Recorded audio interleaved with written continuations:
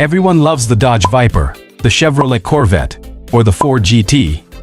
But we mustn't forget that these iconic vehicles, created largely to enhance the prestige of their respective brands, would never have existed if automakers hadn't profited from their mainstream models. These models, designed not for glamorous coastal cruises or tire burning, but to solve everyday problems like getting the kids to school and getting ourselves to work, are the true workhorses. One of those everyday vehicles will be the subject of this article, the Dodge Durango. From its inception, a key feature of the Dodge was its off-road capability, a pressing need for drivers. Welcome to a new video. If you like this type of content, subscribe to our channel, it's free. Now, let's get started. First generation, 1997 to 2003, the Durango was born in 1997, filling a niche in the Dodge lineup that, in the eyes of old-school Mopar fans, once belonged to the legendary first Ram, the Ramcharger, which began the history of the Ram brand, which we've covered elsewhere. The Durango was built on the same body-on-frame platform as the Dakota pickup truck, and Chrysler Corporation didn't even try to hide it. The new SUV had a 5-door body, a wise decision that, according to the developers, would broaden the target audience. Although the Durango competed in the same segment as the Chevrolet Blazer and Ford Explorer, it was larger than its rivals in every dimension, without appearing bulky in comparison. The exterior fused contemporary trends of the time with subtle retro references, such as the front fenders located below the hood. The front end was dominated by a massive radiator grille with the brand's signature crosshairs and narrow headlights that gave it a serious appearance. In the first model year, an optional third row of seats was offered, allowing for up to 7 or 8 passengers. However, in practice, it was impossible for 2 adults to travel more than 100 kilometers in that row, let alone 3. Customers voted with their wallets. This gimmick, as they say, was not well received and soon disappeared from catalogs. As for the interior, it was nearly identical to that of the Dakota pickup, once again recalling the era of unified bodywork. This wasn't surprising, as the Durango wasn't intended to be exclusive. Initially, the vehicle was equipped with a 5.2-liter Magnum V8 engine with 230 horsepower, a 4-speed automatic transmission, and all-wheel drive. In 1999, a rear-wheel drive version and a 3.9-liter V6 with 180 horsepower were offered. Although exclusivity wasn't the goal, a special version was launched in 1999, the Shelby SP360. This model featured a 5.9-liter supercharged Magnum V8 engine with 360 horsepower. In addition to the impressive power under the hood, this rare configuration included an upgraded interior with 4 bucket seats with lateral support, the return of the rudimentary third row, a reinforced suspension, more powerful disc brakes at all wheels, and an upgraded automatic transmission to handle heavier loads. Around 300 units were produced, each painted in the Viper's familiar color scheme, deep blue with 2 longitudinal white stripes. The opportunity to accelerate a 2-ton Colossus from 0 to 97 km/h in 7.1 seconds and reach a top speed of 230 km/h, 144 mph, cost $56,000 at the time, twice what the standard equipment would cost. In 2000, the V6 was replaced with a 4.7-liter, 230 horsepower PowerTech V8, familiar to many from the Jeep Grand Cherokee. The Durango RT version was equipped with a 5.9-liter naturally aspirated engine developing 245 horsepower. The following model year, 2001, was marked by an updated interior and the appearance of several additional options. The interior panels, steering wheel, and instrument cluster were slightly modified. The transfer case selector was no longer mechanical and moved from the tunnel to the dashboard. A trip computer and dual-zone climate control appeared, and the base stereo system began to be equipped with 6 speakers. By 2002, side airbags were optional, and all-wheel disc brakes became standard. The first generation of the Durango, named after the city of Durango in Colorado, itself named after the Mexican state of Durango, was not a massive sales success. Its annual sales were half, and sometimes even a third, of those of the Ford Explorer, for example. However, by Chrysler standards, the Durango was a very successful new model, with sales barely exceeding 900,000 units over its 6-year production run. Second generation, 2009, the second generation of the model was first shown at the 23 Detroit Auto Show as the Durango RT concept. and production of the production version began the same year. A major technical innovation was the introduction of a closed rectangular frame, a solution inherited from Ram pickup trucks and also used on the Dakota model. The rear suspension was completely revised, which had a positive effect on handling and ride quality. The second generation, compared to the first, grew significantly in size, allowing for a substantial increase in trunk and passenger compartment volume, which became spacious enough so that third-row passengers wouldn't feel discomfort after a couple of hours on the road. The exterior became much more robust and exaggerated, fitting well with the overall American design of the mid-2000s. As for the interior options, the Durango was no different from its contemporaries in a similar price category and featured the standard gadgets of the time, the number of which was not surprising. However, the engine range was significantly expanded. Customers could choose from a variety of engines. From a 3.7-liter Magnum V6 with 210 horsepower to a powerful 5.7-liter Hemi, developing a decent 335 horsepower, backed by 502 Newton-meters of torque. The second-generation Durango became the company's first SUV to have the honor of mounting the legendary V8 with hemispherical combustion chambers under its hood.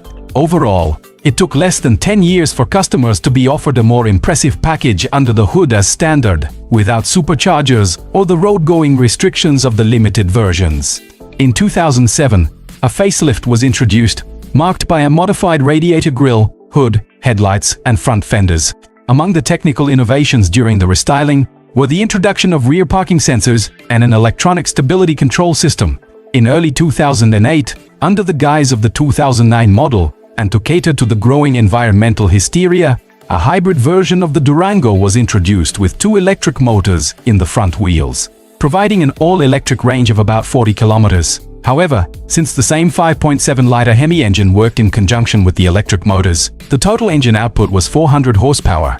Even though the Durango hybrid demonstrated a 45% improvement in fuel efficiency in the urban cycle compared to the gasoline version of the Hemi Durango, and the price of the fully equipped Mopar hybrid in the only available limited trim level was significantly lower than that of other similar hybrid SUVs. Proponents of green values were few among buyers. Only about 800 hybrids were sold, and this number included hybrid versions of the multi-platform Chrysler Aspen SUV. The Aspen, incidentally, became a slightly more luxurious version of the Durango, and went on sale as a 2007 model. Unfortunately, the second-generation Durango didn't sell as well. Management, therefore, decided to completely discontinue production of the Chrysler Aspen and the second-generation Durango. At the end of 2008, the Newark plant where both models were produced was closed. Third generation, 2010 present, production of the new third-generation Dodge Durango, which debuted as a 2010 model, took place at the Jefferson North Assembly Plant in Detroit, where production of the new WKTW generation Jeep Grand Cherokee also began. The third Durango marked a major step forward from its predecessor.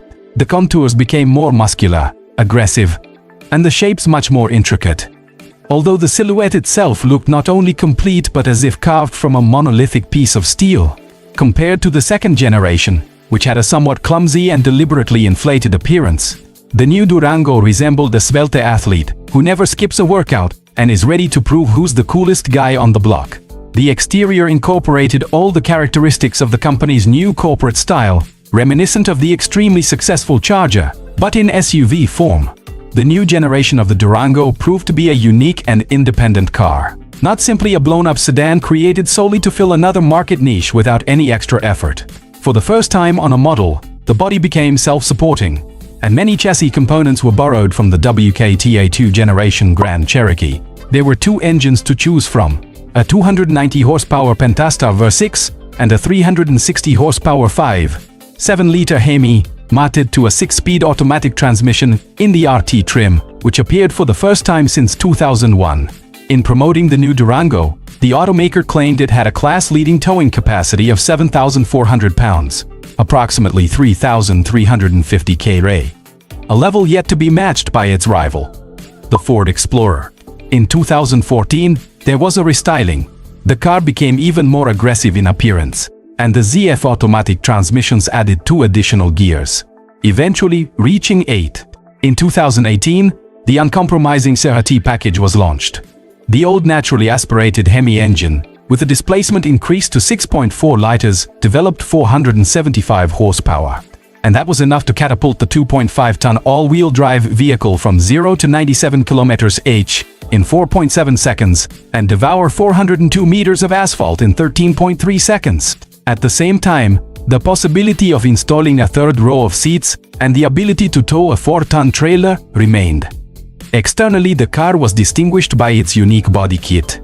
The hood also acquired a striking air intake and a set of gills, and behind the 20-inch wheels were Brembo ventilated disc brakes with 6 piston calipers at the front and 4 piston calipers at the rear.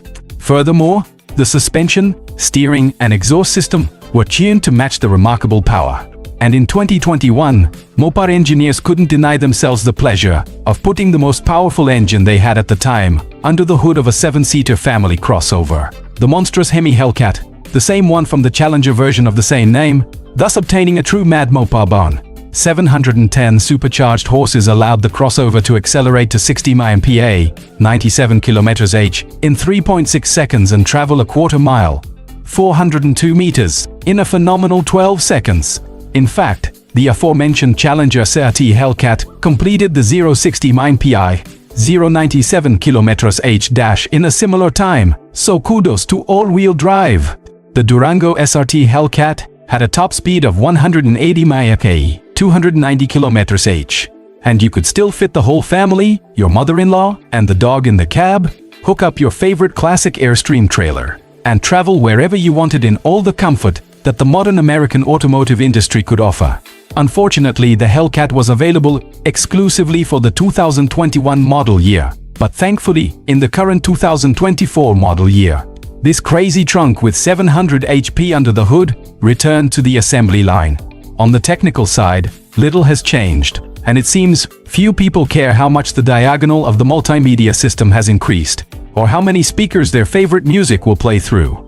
Besides, the hysterical howl of the supercharger with the right pedal to the floor isn't the best music for all those who love Dodge, for the fact that this company is the only one in the world that, in these electric times, can offer you a family car with the dynamics of a sports car. 3 rows of seats, and the ability to tow a 10-meter camper. And all this for $113,000. The third-generation Durango never broke sales records, but it demonstrated remarkable consistency with annual sales of approximately 65,000 units. The total circulation of these cars, sold from 1997 to 2023, slightly exceeded 2,180,000 units. We've reached the end of this video. Comment in the comments, like the video, subscribe, and tap the bell to enjoy future videos like this one. See you next time.